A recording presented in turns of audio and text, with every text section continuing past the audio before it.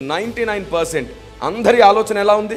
నేను డాక్టర్ చదవాలి, నేను ఇంజనీర్ చదవాలి, ఇలా మనకంటూ కొన్ని గురి పెట్టుకొని గోల్ పెట్టుకొని ఇందులో దేవుని చిత్తం ఏమిటని అడుగుతాం.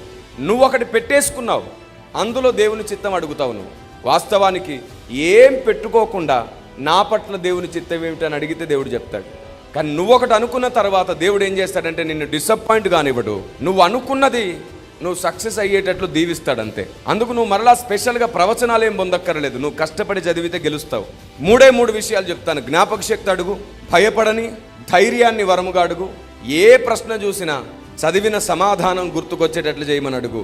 నువ్వు ప్రతి చోట పాస్ అవుతూనే ఉంటావు, సక్సెస్ అవుతూనే ఉంటావు. దేవుణ్ణి అడుగు, ప్రభువా నా ప్రయత్నంలో నీ సహాయం చేయమని. అంతే. ఇంతకు మించి నా పట్ల దేవుని చిత్తం ఏమిటని నువ్వు అడిగి దేవుణ్ణి శోధించక్కర్లేదు.